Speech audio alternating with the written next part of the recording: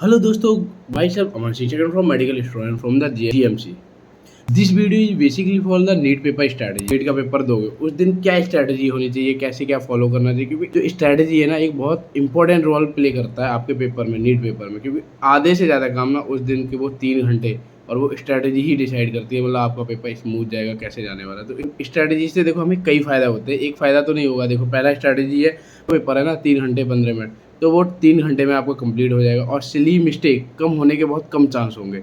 और देखो कई बार होता है ना, जैसे अगर मान लो सिली मिस्टेक हो गई, अगर जो मतलब बहुत नॉर्मल सा क्वेश्चन होता है बायो का, बिल्कुल नॉर्मल क्वेश्चन, वो सिली मिस्टेक की वजह से ना आपका गलत होता है। तो जब आप घर पे आते हो एनालाइज करते हो तो आपको ना कई बार रिग्रेट होता है, और वो 4 नंबर ना कई बार सिलेक्शन करवा भी सकते हैं और रुकवा भी सकते हैं। और आपको पता ही है आजकल कितना कंपटीशन हो रहा है, तो सिली मिस्टेक ना बहुत, अगर आप स्ट्रैटेजी के साथ करेंगे उसके 2-3 फ़ायदे होंगे। पहला काम है, टाइम से पेपर कंप्लीट हो जाएगा, आपको रिवीजन का टाइम मिलेगा और सिली मिस्टेक होने का चांस बहुत कम होगा। और एक्यूरेसी बहुत इंपॉर्टेंट है। अब स्ट्रैटेजी है ना बहुत इंपॉर्टेंट चीज़ है, जिसको मैंने खुद फॉलो किया था। एक माइंडसेट मतलब पहले प्रिपेयर करना पड़ता है। देखो नीट कोई खेल नहीं है, क्योंकि वो 3 घंटे ना वो आपका प्रेशर डेवलप करता है, बहुत कुछ करता है। तो मतलब अगर आप पहले से ही माइंड को स्टेबल रखेंगे और कैसे क्या आप प्लान करेंगे, तो ना वो आपको माइंड स्टेबल रहेगा ना, तो आप मतलब आगे भी नीट के पेपर में ना अभी काफ़ी टाइम है। अगर काफ़ी टाइम है तो अभी मतलब अभी स्ट्रैटेजी जो बना रहे हो ना, पहले आप मॉक टेस्ट पेपर पे अप्लाई करके देखो। क्योंकि देखो अगर आप डायरेक्टली कोई स्ट्रैटेजी अप्लाई करोगे तो दिक्कत भी हो सकती है। उसके फ़ायदे कॉन्सिक्वेंस जो भी है ना, पहले आप अप्लाई करके देख लो। देखो अभी नीट जो भी मॉक टेस्ट पेपर दे रहे हो ना, बिल्कुल आप नीट के पेपर की तरह, जैसे आप नीट वाले दिन 3 घंटे बैठोगे ना, बिल्कुल सेम टू सेम उसी प्रेशर के साथ डेवलप करके, और ये सोचिए ये हमारा नीट का ही पेपर है, तो वो देखिए आप कितना क्या कर पा रहे हो। और कोशिश कीजिए सिली मिस्टेक ना हो, एक्यूरेसी के साथ विद इन टाइम लिमिट में आपका पेपर खत्म हो जाना चाहिए। ठीक है, नीट के बारे में कुछ फैक्ट है वो आपको बता देता हूँ। देखो 200 क्वेश्चन आएंगे, 3 घंटे 15 मिनट मिलेंगे। तो बट पहले ही अपना माइंड ना सेट करके रखना है, जो 3 घंटे 15 मिनट है वो आपको पूरे 3 घंटे 15 मिनट नहीं मिलते। उसमें से 15 से 20 मिनट चले जाते हैं, किस में चले जाते हैं, ओएमआर फिलिंग में चले जाते हैं, रोल नंबर फिलिंग में चले जाते हैं, वेरिफिकेशन के लिए वो आते हैं 1-2 बार, अटेंडेंस में, सिग्नेचर में, वीडियोग्राफी करने भी आते हैं। तो काफ़ी टाइम ना ऐसे 10-15 मिनट आपके चले जाते हैं। तो कम से कम बता रहा हूँ 3 घंटे ही मिलेंगे। ठीक है, 3 घंटे अगर उसको भी आप पहले से डिवाइड करना, कैसे करना है वो अभी मैं बता देता हूँ। अगर बिना स्ट्रेटेजी के अगर आपने नीट वाले दिन पेपर दिया, रैंडमली मान लो पेपर दे दिया, तो पता है ना आप रायता फैला दोगे। जो मतलब एक स्ट्रेटेजी वे में करना चाहिए, बायो फिजिक्स केमिस्ट्री। और देखो पेपर अटेम्प्ट करने के लिए भी मतलब 2-3 चीज़ होती है, मतलब कैसे 2-3 टाइप के स्टूडेंट होते हैं। कोई बायो करता है, कोई केमिस्ट्री करता है, कोई फिजिक्स करता है। बट माई सजेशन विद, जब भी आप पेपर स्टार्ट करोगे तो वो बायोलॉजी से स्टार्ट कीजिए। और बायो से स्टार्ट करने का ना काफ़ी, देखो पहले आपके पास 3 घंटे बचे हैं, मतलब 10-15 मिनट तो वो चले जाएंगे। ठीक है, बायो मतलब 1 घंटा, तो बायो के लिए देखो पेपर स्टार्ट करना है बायो से। और बायो कम से कम बता रहा हूँ, नॉर्मली कम से कम और ज़्यादा से ज़्यादा 40 से 50 मिनट लगने चाहिए विद इन OMR फिलिंग। क्या फ़ायदा होगा बायो, देखो हमारी हर बंदे की ना मोस्टली जो नीट प्रिपेयर करता है ना, उनका स्ट्रॉन्ग बायोलॉजी स्ट्रॉन्ग होती है। ठीक है, आसान भी होती है कई बार, क्योंकि एनसीईआरटी लाइनें आती है। और वो बायो एक ऐसा सब्जेक्ट, अगर आपने पढ़ा है तो क्वेश्चन पढ़ोगे, टिक मारोगे, आगे बढ़ोगे। तो पढ़ा है तो करोगे, नहीं पढ़ा तो। और हाँ, कुछ क्वेश्चन देखो बायोलॉजी के एक ऐसे होते हैं रैंडमली जो आपको फंसा देते हैं, तो उस टाइम पे ना आपको रुकना नहीं है। अगर रुक गए, अगर माइंड आपने ख़राब किया तो बहुत दिक्कत हो जाएगी। जो नहीं आया छोड़ो, आगे बढ़ो।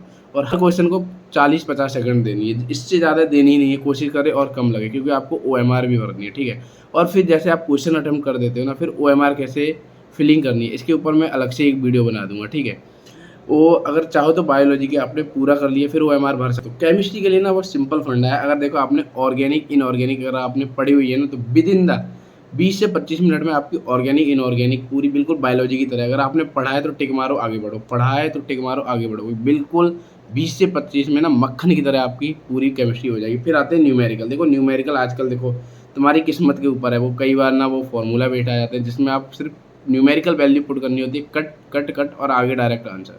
अगर देखो पहले आप ऑर्गेनिक इनऑर्गेनिक सॉल्व करो, फिर उसके बाद लेगा, फिर आप न्यूमेरिकल यानी फिजिकल केमिस्ट्री करो। तो इससे ना आपका क्या होगा, 40 से 50 मिनट में आपकी केमिस्ट्री भी कवर हो जाएगी। फिर आप आराम से OMR भरो। ठीक है, OMR भरो। तो कहने का क्या मतलब है, देखो 40 से 50 मिनट में आपकी बायो भी कंप्लीट होगी, केमिस्ट्री भी कंप्लीट होगी। अब आराम से 1 घंटा 20 मिनट या 1.5 घंटा आप फिजिक्स को दे सकते हो, क्योंकि फिजिक्स टाइम मांगता ही मांगता है। ठीक है, और हाँ OMR जब भी आप फिलिंग करो ना, वो एक एक्यूरेसी के साथ करना, क्योंकि वो बहुत एक्यूरेसी, मतलब आपके एक क्वेश्चन गलत फिल करने से ना 4 नंबर यानी 4000 रैंक पीछे आपका सिलेक्शन भी रुक सकता है। अच्छा कॉलेज मिलने वाला होगा तो नॉर्मल कॉलेज मिलेगा।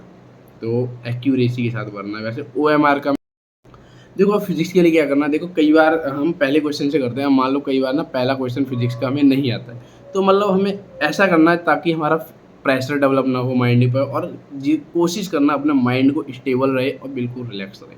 रिलैक्स रहेगा ना तो आपके 2 क्वेश्चन ज़्यादा ही होंगे। मान लो आपको पहला क्वेश्चन नहीं आया, दूसरे बार आ जाओ, मान लो दूसरा भी नहीं आया ना तो तीसरा आ जाओ। तो कहने का मतलब एक ही है मेरा, प्रेशर बिल्कुल माइंड पर डेवलप मत होने देना और माइंड को स्टेबल रखना। और कई बार एंजाइटी भी हो जाती है, वो भी मत आने देना अपने ऊपर, हावी मत होने देना, ठीक है। और फिजिक्स देखो नॉर्मल 15 से 20 क्वेश्चन ऐसे होते हैं जो फार्मूला बेस्ड होते हैं। एक बार आप पूरे पढ़ लीजिए, ए सेक्शन बी सेक्शन, तो ए सेक्शन में जितने आप फार्मूला बेस्ड कर सकते हो, मतलब इजीली वाले आराम से 15 से 20 क्वेश्चन होते हैं, मुझे आराम से पता है। तो आप पहले आराम से वो कीजिए, फिर मीडियोकर जो मतलब ज़्यादा कैलकुलेशन मांगते हैं तो उनको टाइम दीजिए, और बिल्कुल जो हार्ड क्वेश्चन है। और हाँ, एक इंपॉर्टेंट चीज़ बता रहा हूँ, जो क्वेश्चन आपने 3 बार किया और आपका सॉल्यूशन नहीं आया तो उस क्वेश्चन को छोड़ दीजिए। उसको बिल्कुल एंड में रखिए, अगर टाइम मिला तो करेंगे, नहीं मिला कोई दिक्कत नहीं। अगर 3-4 क्वेश्चन छोड़ते हुए कोई दिक्कत नहीं होती है, ठीक है।